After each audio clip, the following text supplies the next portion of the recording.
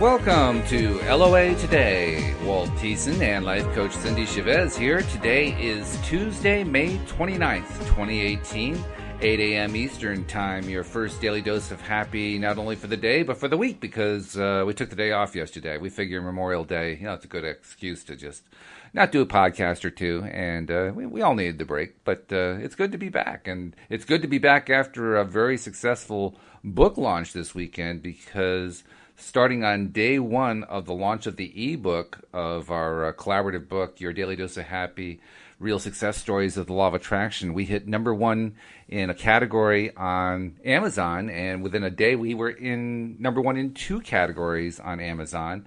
And Wendy Dillard tells us that she was checking us in Canada and Australia as well as the U.S., and we were number one there as well. So a really, really successful book launch. Yeah, she says that means we're now officially international bestsellers.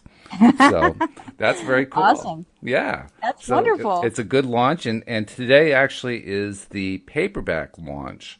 So we have been asking people who are going to buy a paperback, hold off until today. Well, it's today, so go ahead, buy your books.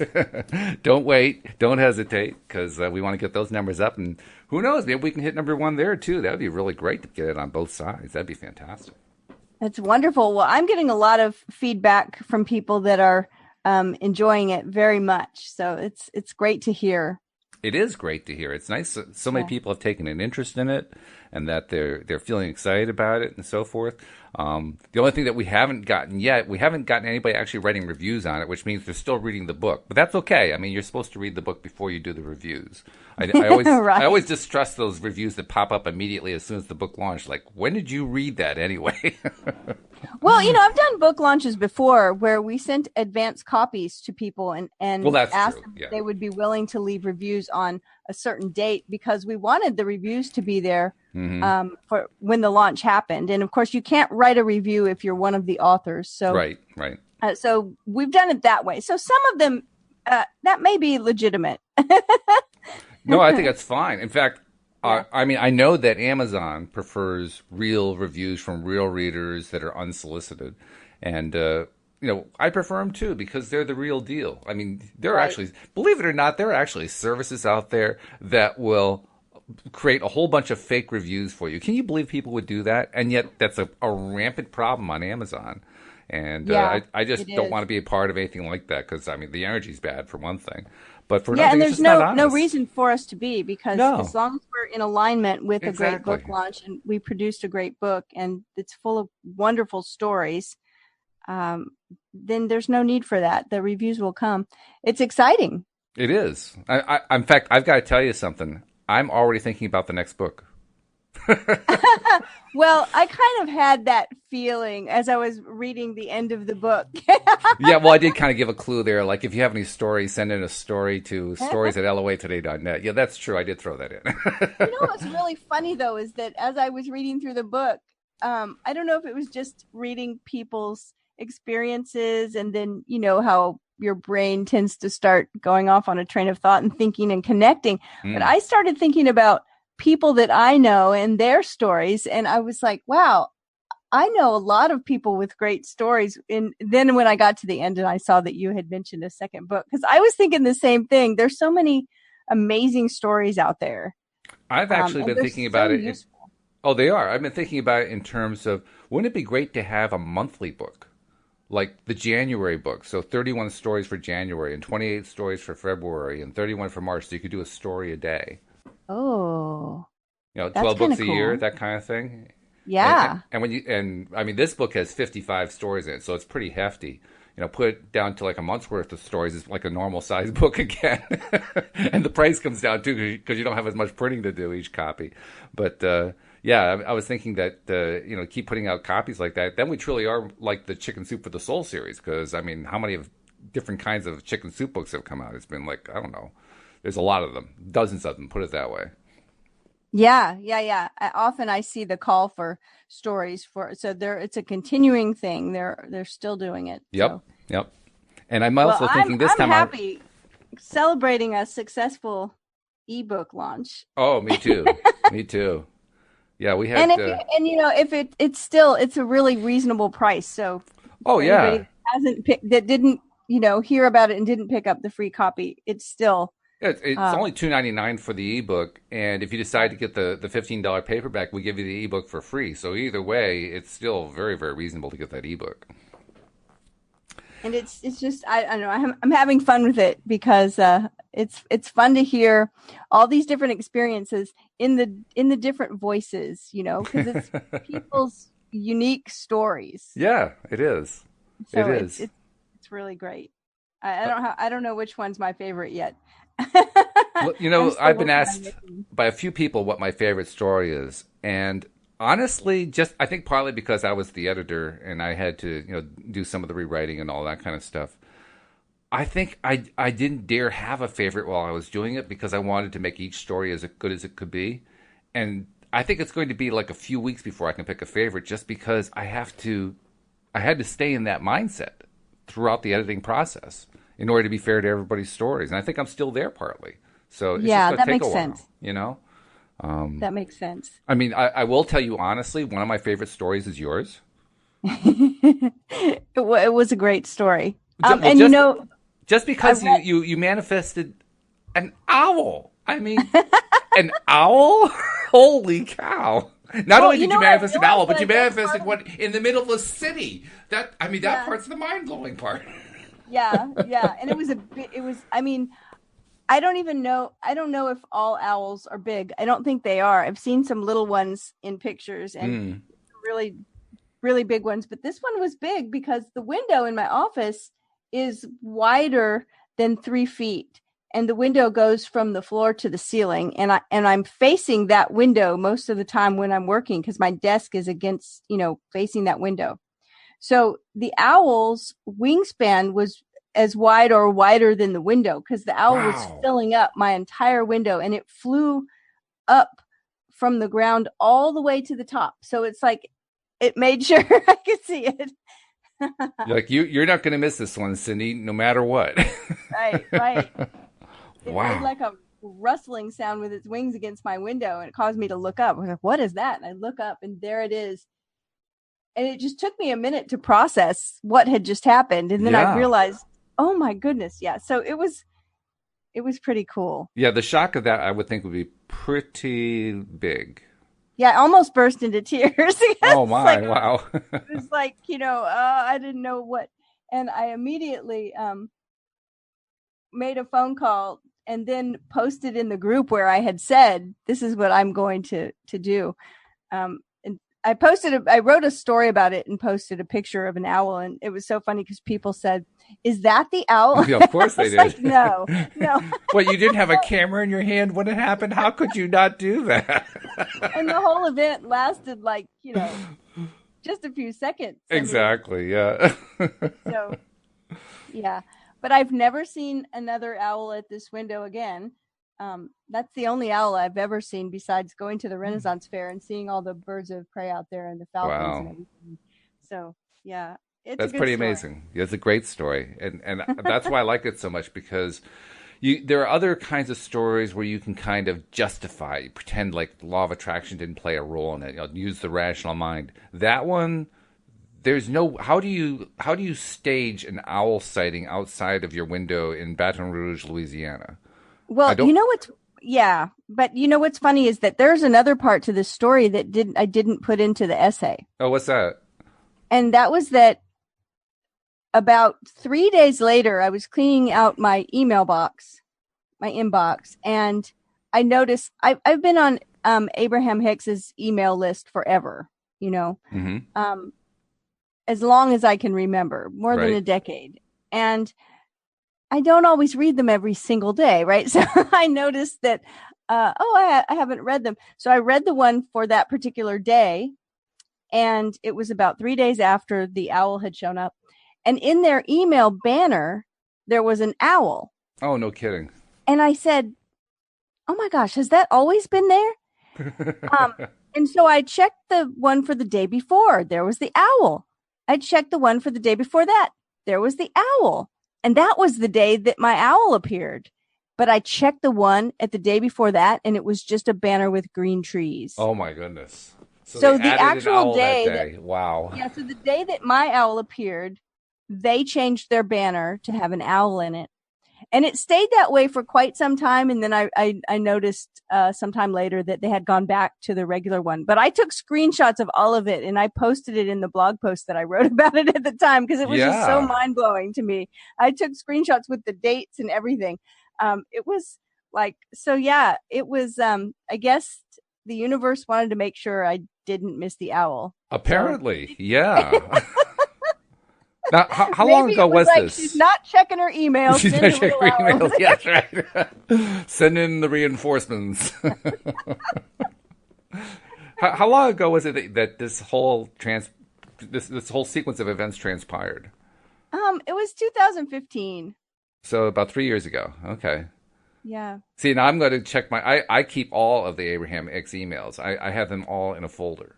So I'm going to go back and if I can see, can I find the original email and see if I don't know, maybe the background changes with whatever they do at their main office, but maybe they still have the old background in there. I want to see if I can find the owl. I think you'll be able to find it. As a matter of fact, somewhere I have this on my blog somewhere. There is the screenshot of it, so I have the date. I made sure the date was in. Okay. What time of year was it? Do you remember? Gosh, I don't remember. I don't remember, but that's right. I'll look on your site. I'll look on your site and find the screenshot that you posted. Because there it is. It was quite amazing. I would, I need to do that more often, right? It was just an idea that was in, a book that said, here, decide what you want to manifest, and then it's going to come in the next 48 hours. And it was 26 hours later. Okay, it was January 15th, 2015. Oh, okay. And yeah, pretty amazing, right? Very amazing. Now, okay, January 15th, 2015. So you got two 15s there. That's kind of cool for people who are like in numerology and so forth. But why an owl? I mean, of all the things you could have asked for, where did that come from? I like owls.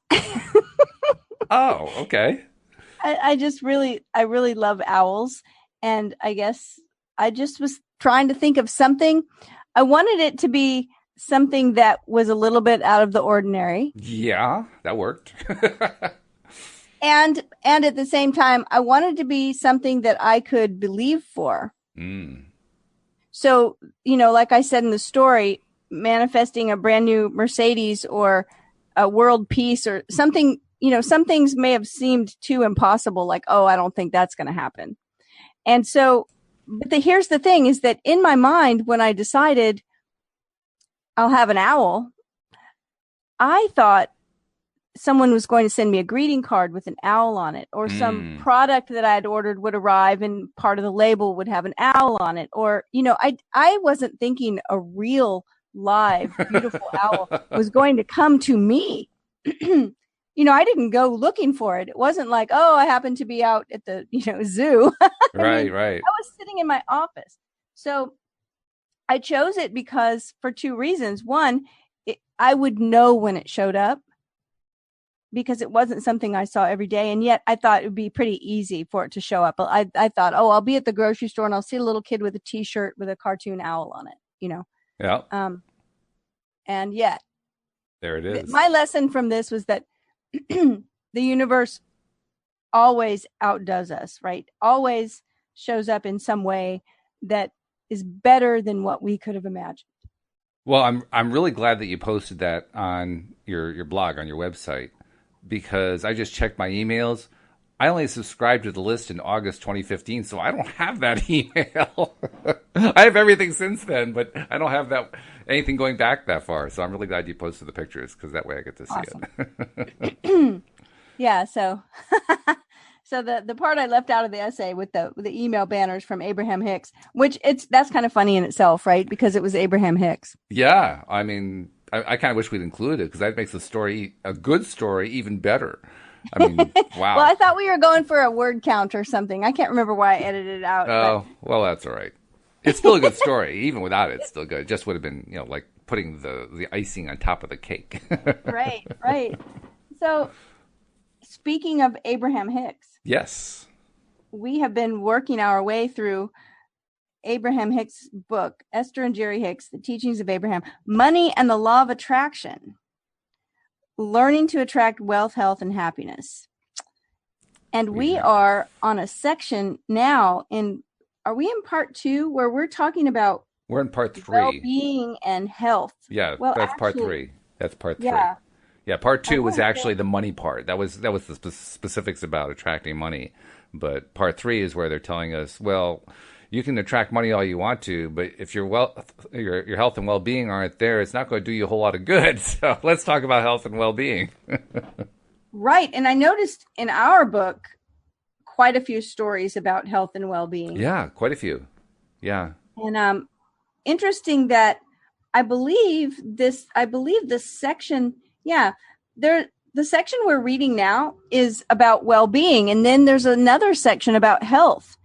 And I think that's an interesting distinction. Yeah, because it makes me wonder why they did that. Why would they separate it? I wonder. I guess health is only one aspect of well-being, so that's the way they're probably distinguishing it. Yeah.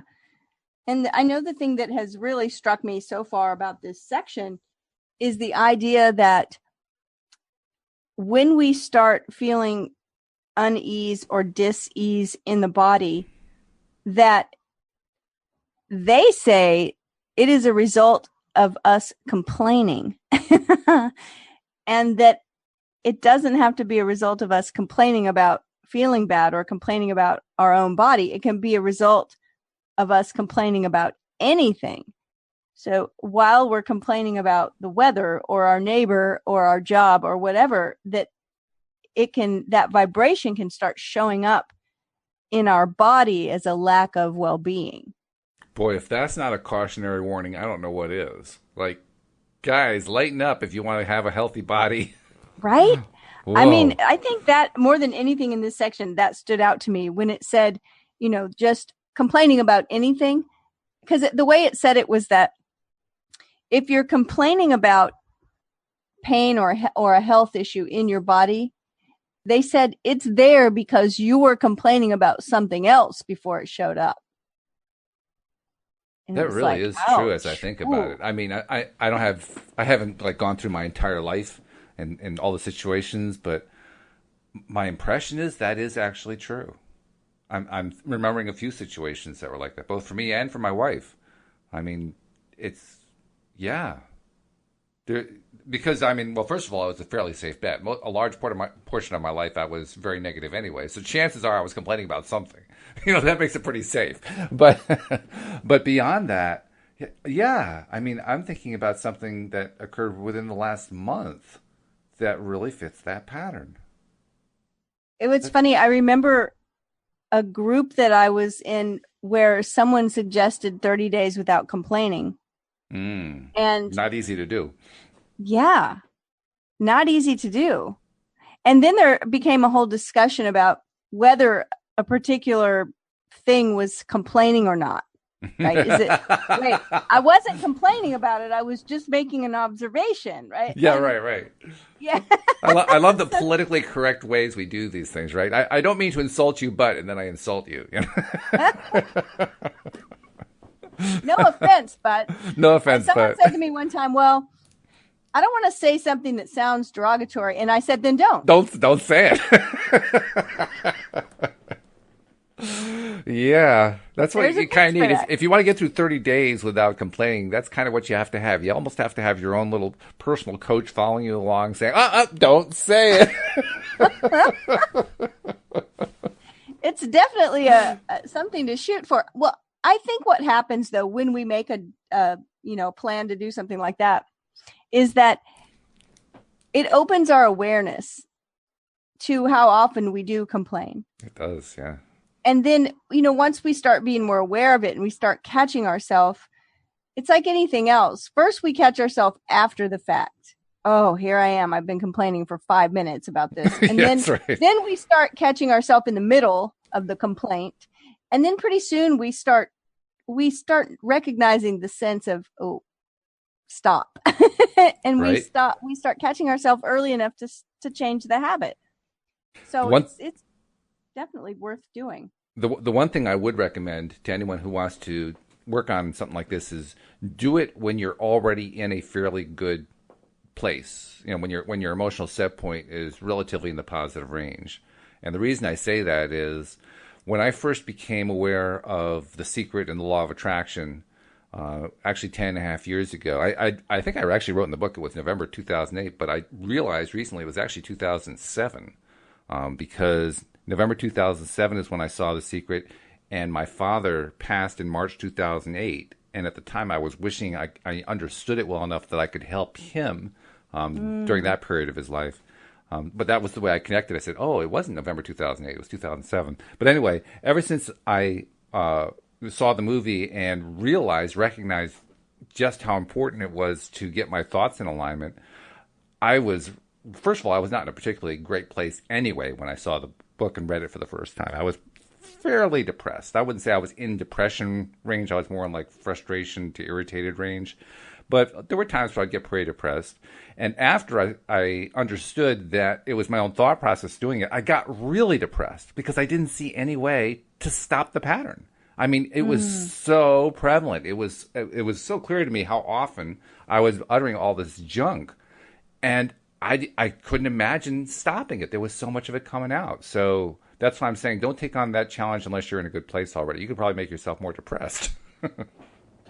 Yeah, well, it's kind of like I told that story about, I think it was my sister that told me when she was speaking to someone and she was like just learning about, you know, the power of our thoughts, and she was very excited about it and had a, you know, not a real strong grasp of how to explain it yet. And she just said, you know, it's your thoughts, you know, you just have to change your thoughts. And the person said, change my thoughts? Well, I can't change my thoughts. And she said, I'm not responsible for what I'm thinking. And she said, well, my sister said, well, who is? Well, good question. And so we get into these habits and they're hard. I listening to you talk about thinking that, finding out that it was your own thoughts and thinking how there's no way out of this. It sounds like it might have been an easier thought to think it was something outside of you to change. Oh, right? Absolutely. Of course, that gives you something to blame. Oh, well, that's always true easier, too. right? That's true too. And there's that energy level of blame that's really prevalent in the world. And that's why we see people that think that if they just get a different job or move to a different city or get a different partner or whatever, things will change. And sometimes those are necessary moves that we should make. But sometimes we just end up at another job with a boss just like the one we just left, right? Or the same problems go with us. Why is that? Yeah, it's like Abraham had said at one point, you know, you can leave to go anywhere you want to, but you still bring yourself. Right. And that could be the problem. There you are. Yeah, there you are. Yeah. Whoa. And that's what I realized. That's why I became that, combined with the fact that I didn't understand yet how to move my own emotional state. I didn't realize that I could actually, in the words that I would have used at that point in time, I could manipulate my emotions. Now, today I would think of it more in terms of I can choose what it is I want to feel, which is a completely different way of looking at it. But at the time, I didn't know how to do that. In fact, the idea of that seemed impossible to me. So here I am faced, on the one hand, with the belief that I am not capable of changing my emotional state, and on the other hand, faced with having to change all of these negative thoughts into positive thoughts. That's not a winning combination. That's basically self-defeated right there. Yeah. And yet you did. I did. It took me a long time. It took me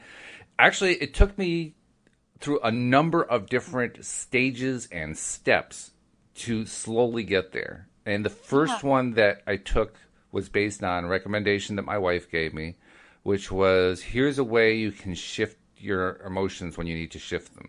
Because she knew I like to go walking, and so she recommended, as I'm walking, take stock, take inventory, so to speak, of nature, of what was around me, of flowers and trees and colors and sounds and smells, and then appreciate them all.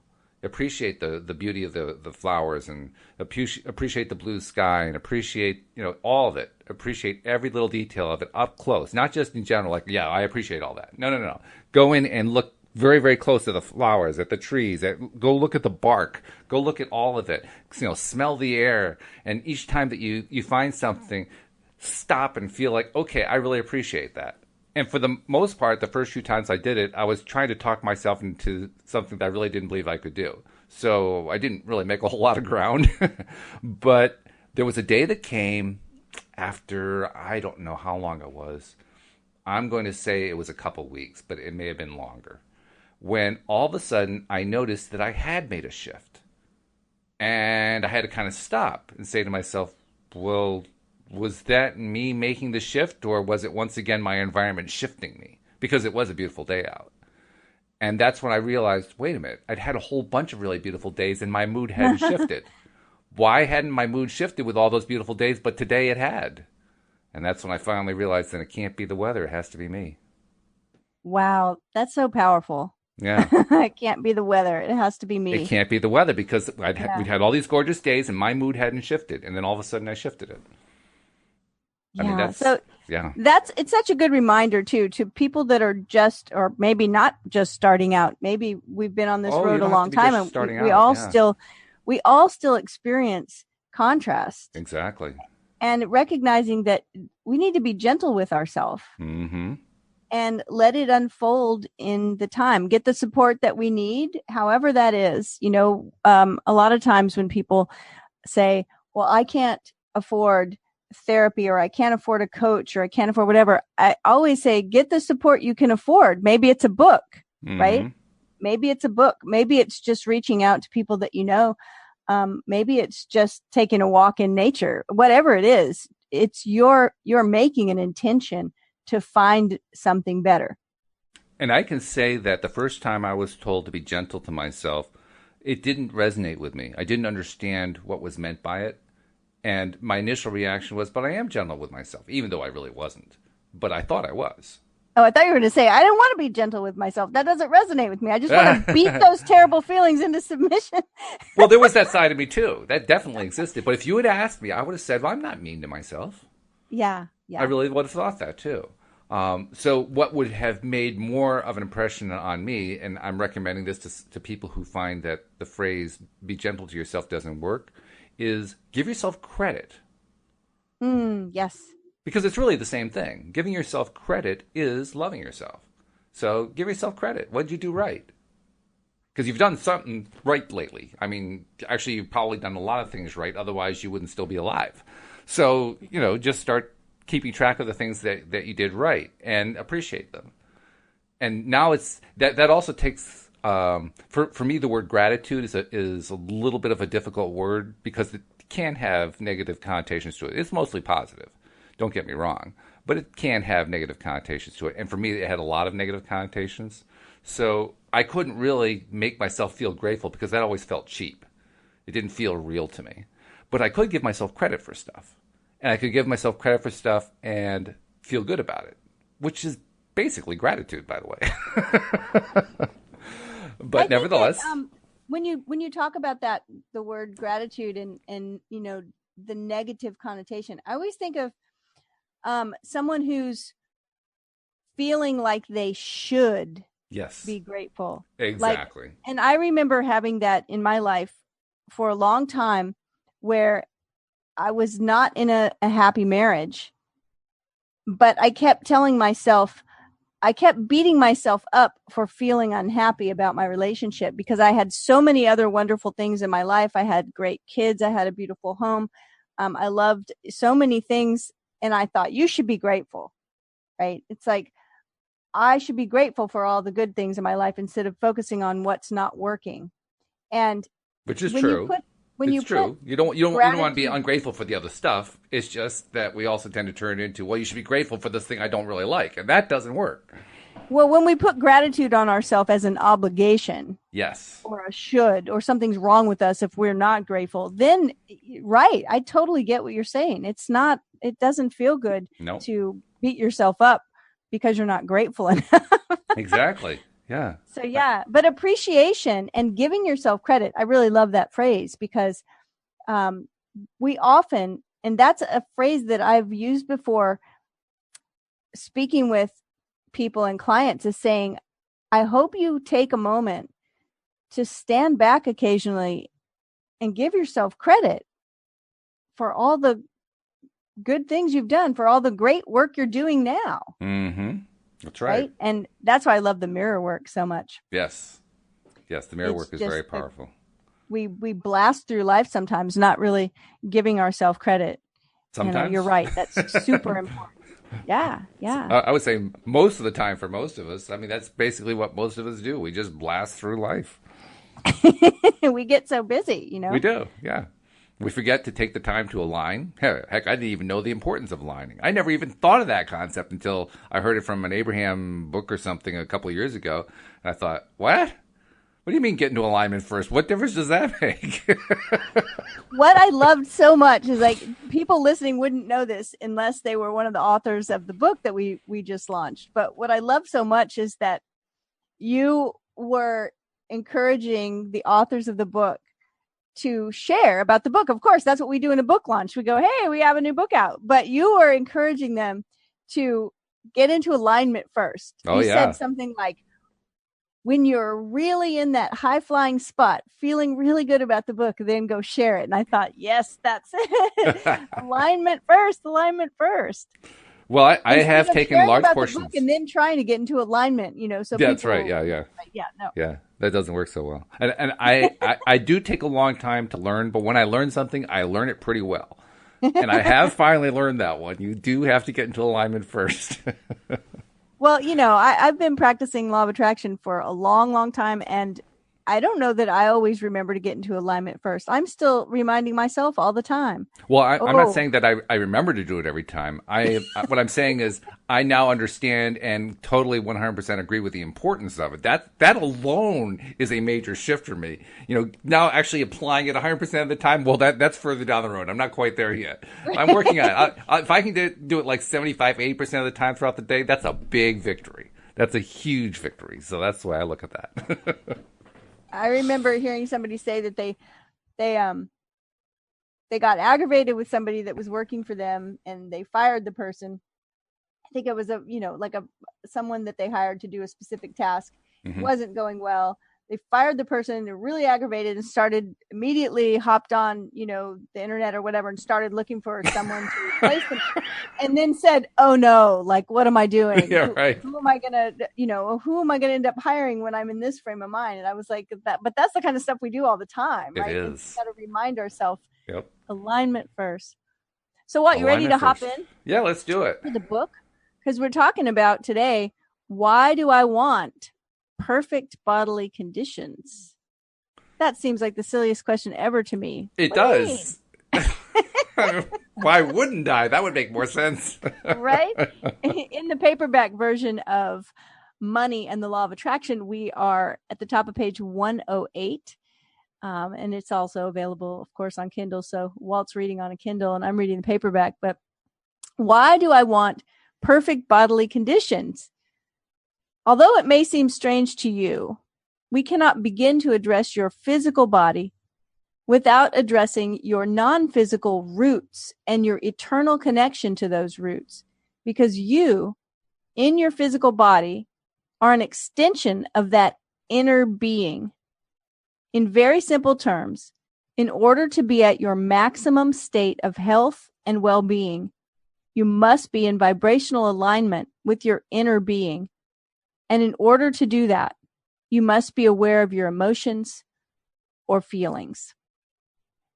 Your physical state of well-being is directly related to your vibrational alignment with your inner being or source, which means every thought that you think on every subject can positively or negatively affect that connection. In other words, it's not possible to maintain a healthy physical body without a keen awareness of your emotions and a determination to direct your thoughts toward good-feeling subjects. And now this part is in italics. When you remember that feeling good is natural and you make an effort to find the positive aspects of the subjects that you are considering, you will train your thoughts to match the thoughts of your inner being. And that is of tremendous advantage to your physical body. When your thoughts are chronically good feeling, your physical body will thrive. I want to interrupt just a second there, because this includes a little topic that they're not directly addressing it here, but they bring it up indirectly through the phrasing, and it's one that we never really talk about, but boy, it's an important one. The phrase I'm looking at is, "You will train your thoughts to match the thoughts of your inner being." Mm-hmm. And I'm thinking, so my inner being has different thoughts than I do, and yet that's part of me. How can that be? That's interesting. When I read that phrase, "You will train your thoughts," it reminded me of the conversation we just had prior to diving into the book today. Mm-hmm. About you on your walks appreciating, the leaves on the trees and up close and personal appreciating, really making that intention to appreciate. And it didn't have that effect of, you feeling better right away. No. But in that process, you were training your thoughts. I was, yeah. I would imagine your inner being appreciates nature. I would think so. All of our inner beings would appreciate. And so I thought that was interesting too, that the thoughts of our inner being, that's what we're coming into alignment with. Mm-hmm. Right? And yet how interesting that, the idea of the inner side of ourselves, so to speak, the non-physical side, having its own independent thoughts that are independent from the physical side. So in other words, we've got two sets of thoughts going on in us. I'm not quite sure how to reconcile that in my mind. Well, I'm curious about whether this is one of the things that I will explain when I'm teaching about intuition. Mm-hmm. And, there's the whole right brain, left brain thing, right? But there's also, like, intuitively, I think most of us have had an experience where we did the forehead slap. Oh, I should have listened to my gut, right? It's like, oh, I knew I wasn't supposed to do that, because our intuition was saying one thing. And one of the things I often say is that the logical side, I don't know what else to call it. So I always say, like, the logical side of us or logic itself will try to argue with the intuition. Like, we'll get an intuitive hit, and then immediately there's something in us that's arguing about it. Well, it's like, oh, I need to call so-and-so. Well, you can wait until later. Like, don't do it now. I often have someone on my mind for days before I reach out. It's like, I'm always beating myself up about that. It's like, you've been thinking about this person for 3 or 4 days. Why haven't you reached out yet and called them or contacted them or sent them a Facebook message? I'm getting better after all these years. Sometimes now it's just 2 days. Right? Yeah, right. But is that my inner being and then my physical I don't know, but I see those two sets of thoughts because often they're not in alignment and they argue with each other. Oh yeah. I guess the reason I'm struck by it is my inner being is part of me. Right, it's you. It's not something. Yeah, I get it. It's like, oh wait, I'm fighting with myself here. Pretty much. That's pretty much what it means. Yeah, and I see it like one of my favorite things to do to relax is to play online poker, play money chips. And I even wrote a story about it. That's one of my favorite stories in the book. Is it? Oh, that's great. Well, just yesterday, I can think of an example of exactly what we're talking about. There was one particular point where somebody had raised a big raise, and I'm sitting there holding a Queen 7, which is not a real strong hand at all. It's actually pretty weak. And if you keep calling with a Queen 7, you're going to lose really quickly. The odds are extraordinarily against you. And yet there was this little gnawing piece of me that kept looking at the 7, and I'm saying, the 7, that's not a strong number at all. You want aces, kings, queens, that's where all the power is. And so I folded, and the flop came 8-7-7. Oh, 3 sevens. So there's an example of me ignoring the inner voice and saying, well, why did I do that? And right? It's always that logical. Logic says 7's not good. Yeah. And how do I keep myself from doing that in the future? Because I mean, I do know what the odds are. I know when to play the odds. Most of the time, you play the odds because that's the smart thing to do. But Right. you also have to be willing to connect into the inner being. Okay, well then, when can I really trust that the message that I'm getting from my inner being really is a message from my inner being and not my conscious mind saying, "Oh, I wonder if this is the message from the inner being." I'll just say that it is. Well, I think that what happens is it's like anything else. Like I if you called me on the phone this afternoon and I said, not knowing who you were, right? Hello, and you said, "Hey, Cindie," I would know it was Walt right away because I know your voice. Mm-hmm. There are other people that call me, "Who is this? I don't know you." Mm-hmm. And I think that's the training our thoughts to match the thoughts is Just part of learning to that really recognize. is that we start learning that intuitive voice or that inner being's voice so well that we just know we know it. That's a good point. That's a good point because that's really what we're trying to train, isn't it? We're trying to train the recognition. But the thing is that I know your voice because I talk to you, twice a week for an Right. hour. Yep. And that's the part is that that's the reason why these things don't happen immediately is that Mm-hmm. it takes time for us to recognize and to get into a groove and to train our thoughts and to understand what our inner being sounds like when it's speaking to us. So really, then the strongest thing we can do is the training part, and the training part is literally nothing more than focusing on the good feeling stuff. Yeah, it's just practice. Yeah, because the more we do that, Practice. then the more we're going to recognize internal messages that match that, and that's where we start to notice what that internal voice sounds like, so to speak. Yeah. Okay. So let's see. It says, of course, there's a broad range of emotions from those that feel very bad to those that feel very good. But in any moment in time, because of whatever you are focused upon, you actually only have two choices in emotion, a better feeling one or a worse feeling one.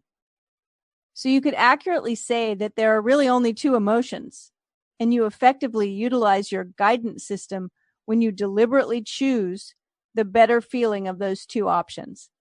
And in doing so, in time, that's an important little thing to remember there. In In time, right? time, yes. In time, you can tune yourself to the precise frequency of your inner being.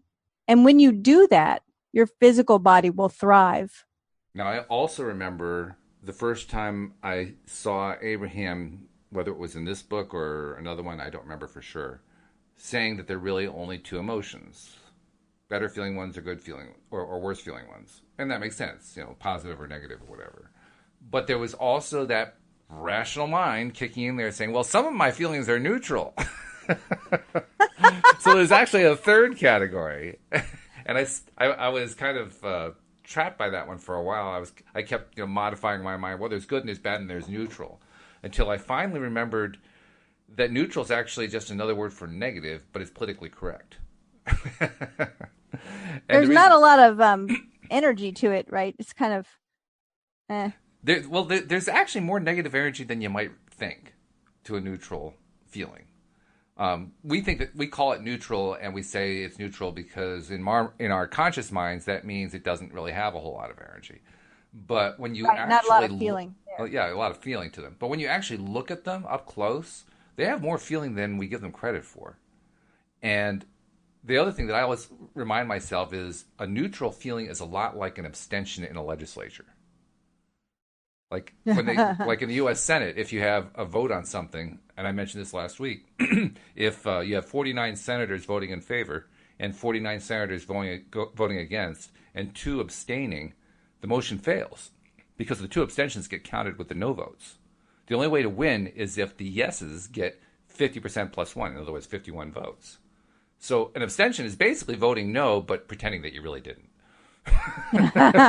Well, I mean, I think that's a good analogy because when we talk about law of attraction, our goal is generally to be on that upper end of the emotional scale. Mm-hmm. When we talk about taking actions, we talk about being inspired. We want to be aligned. We want our actions to be inspired action. And neutral just doesn't fly No. where that is. Nope. You're right. I mean, that's a great analogy. But I really love this part that we just read, the reminder that, there are really only two emotions. It either feels better or it doesn't. Exactly. Yeah, I like that even better than what they wrote. They wrote a better feeling one or a worse feeling one. But the way you said it is better. It either feels better or it doesn't. Now we're focusing purely on better feeling. We're not spending a lot of time on worse feeling. We're just saying it feels better or it doesn't feel better. That's all there is to it. And so when you are at the eye feeling. doctor and they keep going back and forth and they're like, better or better? Better. Yeah, better or better, right. Is this better? One or two? One or two? One or two. And it's like, for me, I always feel like half the time I'm going, right? It's neutral. It's like, it's not really better or worse. Mm-hmm. And so if it's not better or worse, it's not better. That's right. We're going for the better. And so I love the idea of, I always shy away from saying bad or good feelings, mm-hmm. or positive or negative feelings, because I think they're all good and they're all positive in the way that they're all important and they're all valid. They may be uncomfortable, but sometimes uncomfortable feelings are serving us really well, right? Ask anybody who has, escaped being attacked or something. Right. Oh, yeah. Fear can serve us really well. It's important that we recognize that it's not always a bad thing to feel scared or to feel some uncomfortable feeling. It's always uncomfortable, but it doesn't make it negative or bad. So I like to say all of our feelings are a miracle. All of our feelings are important. They're always giving us valid information. And I think that even though the verbiage isn't the same with Abraham-Hicks, I think Abraham would agree, because they talk about our guidance system. And that's the guidance system. It is. Sometimes it gives us, we don't always like to see that red light on the dashboard. But it is telling us something important, and it is giving us information that could help us. So it either feels better or it doesn't. Choose the better. Move towards what feels better, even if it's just a little bit better. But I love the recognition here and the reminder that while we do this, while we tune into that frequency that feels better, we're actually supporting our physical body. Yeah. That's not just our key point. Mental state, not just in my head how good I feel or how happy my heart feels, but we're talking about my physical health is going to start thriving when I remember to keep choosing the better feeling thought. Interesting thing about better feeling, too, which I like. I like your approach on that. When it's a better feeling thought, when it's a better feeling anything, if you're always going for the better feeling stuff, you end up in your highest range eventually. You mean as far as like your default, like you will move it up where most of the time you're in it? Yeah. Because even if you start in depression and you work your way up to rage, which is a little bit better than depression, I mean, I don't want to stay there. I don't want to live in that space, but I have moved up. And the reason I don't want to stay in that space is I'm still looking for the better feeling. So the next opportunity, what's better feeling than that? Well, maybe it's just irritation. Certainly better feeling than rage. Okay, well, that feels better. It doesn't feel good yet, but it feels better. So what comes better than that? Well, better than that is bored. What's better than bored? Well, hope. Well, what feels better than hope? Well, feeling good. Well, what feels better than feeling good? Feeling great. Well, what feels better than feeling great? Feeling joyous. What feels better? And all of a sudden, you're at the top of the scale. Yeah. And you notice you didn't try to make that big leap from feeling, depressed to feeling joyful. And I think that's a real sticking point for a lot of people when we're way down in the dumps and we know that joy is the thing that really creates magic. And so we just decide we're going to find joy, and it's a climb up the ladder.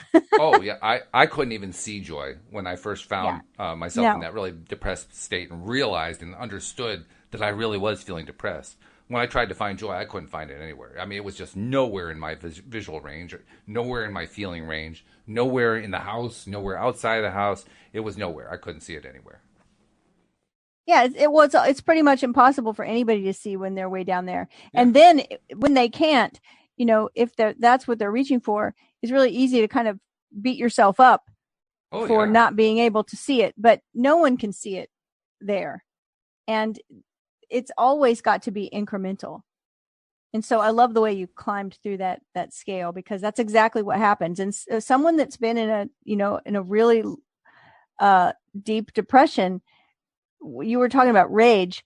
Often when anger is suppressed, that's what it turns into, depression. Mm-hmm. And often when the depression starts to lift, that will be the next place. So you may hear someone say, I mean, I can say of myself that being in that place of feeling like a victim and being depressed and feeling trapped for a long time in a bad relationship.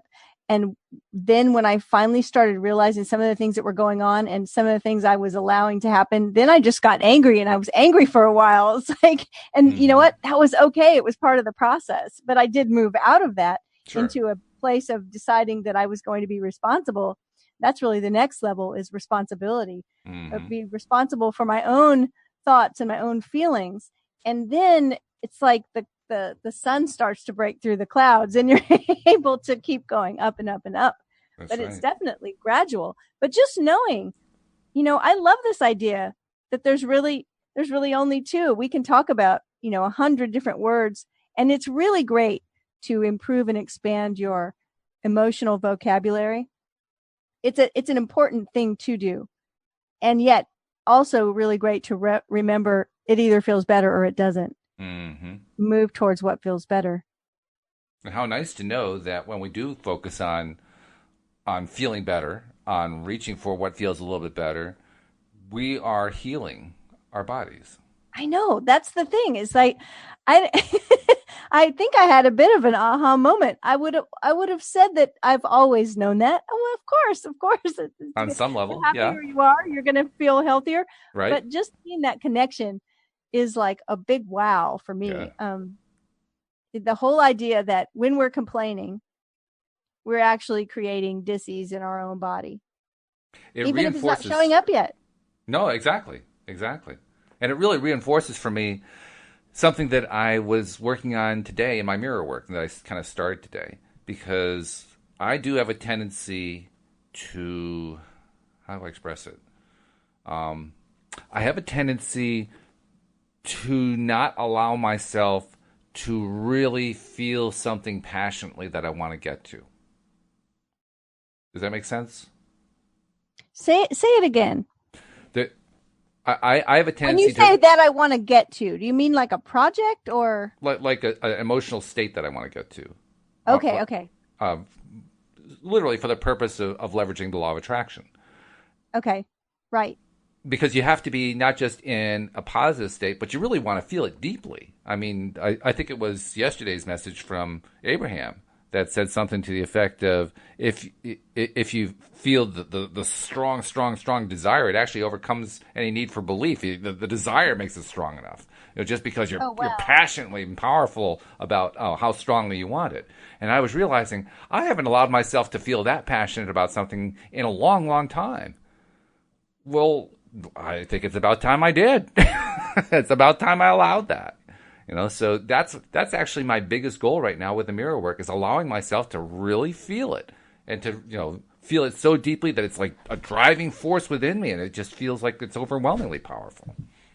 Well, I was looking at the one that you were talking about from yesterday, and they were talking about hard work not being the path to well-being.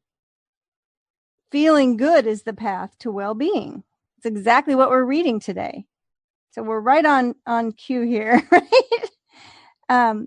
And where it says you don't create through action, you create through vibration, and then your vibration calls action from you. I think that's a really interesting way to put it. Because I always get that sense too, that when we're inspired, it's that we've got a vision of something out in front of us, and it's just pulling us. It's like it doesn't feel like effort. Yep. Because we're drawn to do it. We're excited about it. We can't wait to do it. There isn't any, forcing ourselves. Exactly. And that all happens because the feelings lined up. Yep. So with you, I love hearing about your mirror work. because it's made such a change. It has. Yeah. Or I have, more precisely. I've made the change because You've I made chose the to change. do it. Yeah. Yes. Yeah. So that's amazing. So that So sound you hear is me reaching around and patting myself on the back. I think it's great. Give yourself credit, right? Absolutely. Give myself Right? credit. Give yourself credit. So this is I want to see if we can cover. We've got 5 minutes. I think we can cover this one part we could do because this. What we were talking about before about It's right here. that inner voice, Yeah. that tells you to go with the sevens. It's like, Yes. right? So how can it says, I can trust my eternal inner being. Your inner being, and by the way, inner being is always italicized in this chapter. Right. Your inner being is the source part of you that continues to evolve through the thousands of life experiences that you live. And with each sifting and sorting experience, the source within you always chooses the best feeling of the available choices, which means your inner being is eternally tuning itself to love and joy and all that is good. That is the reason that when you choose to love another or yourself rather than find fault, you feel good. Good feeling is confirmation of your alignment with your source. When you choose thoughts that are out of alignment with source, which produces an emotional response like fear or anger or jealousy, those feelings indicate your vibrational variance from source. Source never turns away from you, but offers a steady vibration of well-being. And so when you feel negative emotion, it means that you are preventing your vibrational access to source and to the stream of well-being. As you begin telling stories about your body and your life and your work and the people in your life that feel good as you tell them, you will achieve a steady connection with that stream of well-being that is ever flowing to you. And as you focus upon things that you desire, feeling positive emotion as you focus, you access the power that creates worlds and you flow it toward your object of attention. Now, interesting. They're talking about the inner being, and what they're actually talking about. I thought they were going to give us some instruction, so to speak, but what they're really saying is, here's how your inner being connects and relates with you. Not quite what I thought. Yeah, and this idea of a stream of well-being. In other words, that well-being is always flowing to us. Right. And that it's whether we access it or not. It's whether we access it, and it's whether we are aware of it. Really, it's the awareness, I think. Well, I love this. As you begin telling stories about your body and your life and your work and the people in your life that feel good as you tell them, you will achieve a steady connection with that stream of well-being. So it's about telling the better feeling story. There it is again. There it is again. And we've got a whole book of them for you, which is That's awesome. right. Yeah, if you can't come up with your own stories, read ours. That'll get you going. Well, that's the thing, is that's how we do it. We hang out with people who are in a certain vibration. We read books that produce a certain vibration, right? If everything is energy and everything has a frequency, then this is the reason why we always tell people, go watch a funny movie if they're feeling low, right? Because it's a frequency. So better feeling stories wherever you're right. If you don't have your own right now, read someone else's, listen to someone else's. And a great place to start is Your Daily Dose of Happy, Real Success Stories of the Law of Attraction, which is now available on Amazon. Today is actually the day we're pushing people to buy the paperback. So if you haven't bought the paperback, please buy it today, Tuesday, May 29th, 2018, because we're trying to shoot our way up to the top of the rankings for paperback like we did for ebook.